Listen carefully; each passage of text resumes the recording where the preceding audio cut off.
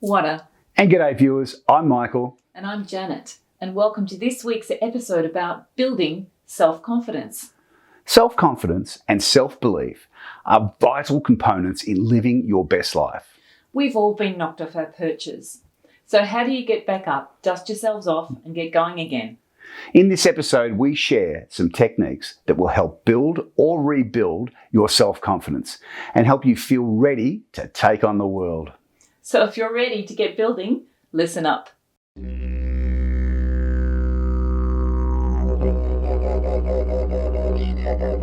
Whata. And g'day listeners, I'm Michael. And I'm Janet. And welcome to this week's episode about building and rebuilding self-confidence. Self-confidence and self-belief are two vital components in living your best life. Now, we've all been knocked off our perches at some point, right? Life has a way of doing that, doesn't it? But the key is, how do we get back up, dust ourselves off, and keep moving forward? Today we're going to share some practical techniques to help you build or rebuild your self-confidence so you can feel ready to take on the world. And let's start by acknowledging that it's completely normal to have setbacks. It happens to us all. The important thing is not the fall, but the rise after it. So let's get into our first technique. Reflect on past success. One of the quickest ways to rebuild your confidence is to remind yourself of the times you've succeeded before. Think of a time when you faced a challenge but still managed to come out on top. Maybe it was acing a presentation at work or completing a difficult project or even something as simple as sticking to a new habit for a month. What did you do to succeed and what strengths did you use? Yes, Jenny, that's a great point. For example, I remember a time when I was really struggling to find my footing at a new job, and it felt like everything that I was doing wrong. But then I took a moment to reflect on previous experiences where I'd been in similar situations and managed to turn things around. I realised that my ability to adapt and learn quickly was a strength of mine that I could rely on. And that simple reflection helped me regain my confidence and start making positive strides again. Great story, Mitch. And that brings us to our next point. Set small, achievable goals. Sometimes when our confidence takes a hit, it's because we're looking at the big picture and you feel really overwhelmed. It's like the old adage, how do you eat an elephant? Well, one bite at a time. Or as Jim Rohn always puts it, break it down, break it down, break it down. So break down your goals into really small, incremental, more manageable tasks. Celebrate each small win. These small victories add up and they can help you build up some momentum. Absolutely. I've seen this work wonders with people who are trying to get back into exercise, for example. Instead of setting a daunting goal like running a marathon, pretty tough. We've got a friend who actually ran a 100-kilometre marathon the other day. She did indeed, Whoa. Jeez. What a legend. I can't even think about that. Start with a goal to jog 5 minutes a day. And once you achieve that, increase it gradually. Each small success builds your confidence and encourages you to keep going. And the same principle applies to any area in life, whether it's career, personal development, or even social interactions. The key is to build up those small wins to create a foundation of self-belief. So let's move on to another powerful technique. Visualize your success. This is all about using the power of your mind to create a vision of yourself achieving your goals. So it's simply closing your eyes and imagining yourself in a situation where you are confident and successful. Picturing in as much detail as possible what you're wearing, what's the environment like, how are you feeling. This kind of visualization helps trick your brain into believing you can achieve these things because in a way, guess what? You already are. It's the old method of shadow boxing, rehearsing successful outcomes and the steps to get there in your mind. And we've spoken about this on other podcasts, particularly used with elite sports people. Athletes use this technique all the time to prepare for competitions. And last podcast, we spoke about how Michael Phelps used this technique, obviously along with his natural talent, his hard work and his drive. But he used this technique to drive him to be the most decorated Olympian in the pool. So why not use it in everyday lives to boost our self-confidence? Exactly, Mitch. It's using this mental rehearsal, this theatre of the mind for success. It prepares your mind to recognise and seize opportunities when they come your way. And like all muscles, you need to practice and work your self-confidence muscle to build it. And what about rebuilding self-confidence?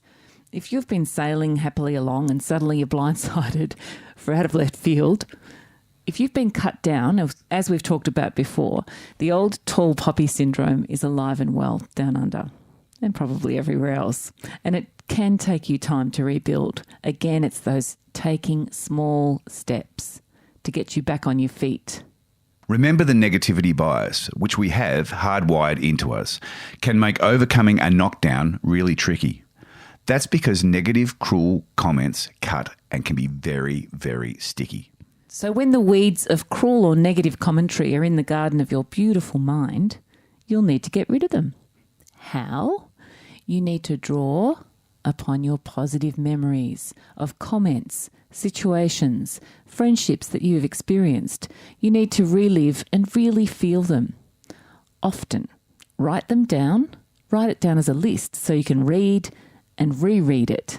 And as you read each memory, tap into how it made you feel at the time. Recall where you were. Again, make it clear. We talked about this before. What were you wearing? But most importantly, how your heart felt. Your heart and brain have a two-way connection. Your emotions change the signals that the brain sends to the heart.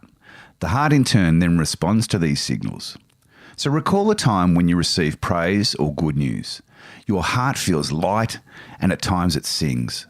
And the opposite reaction to when you are bullied or vilified, your heart aches and is in pain. Make the memories as clear as possible. Play them on the screen of your mind and tune into your consciousness as often as possible. It is this repetition that will bring the positive, joyful and successful plants into the garden of your mind. These positive aspects will grow so solid, strong and tall that the nasty, negative weeds will be starved of your attention and your light. They shrivel up and become insignificant. I love this from Napoleon Hill. Think twice before you speak, because your words and influence will plant the seed of either success or failure in the mind of another. Now let's talk about something a little different. Surround yourself with positive influences. And sometimes our confidence can be affected by the people we hang around with and spend time with. And if you're constantly around negative people or those who doubt you, it can and it will chip away at your self-belief. Remember, you're not a tree. If the people around you are not supportive or just plain nasty, then just walk away. You don't need to stay in their circle. Break free, wish them well, and move on. That's so true, Mitch. It's important to seek out people who support and encourage you.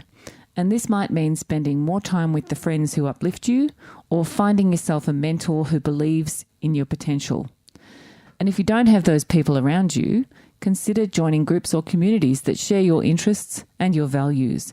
Being part of a supportive network can make a huge difference in how you feel about yourself. That's right. And remember, it's not just about finding people who praise you. Those who provide constructive, productive, and affirming commentary is great. It's about those who challenge you to be better while believing in your ability to do so. And what about the power of positive self-talk?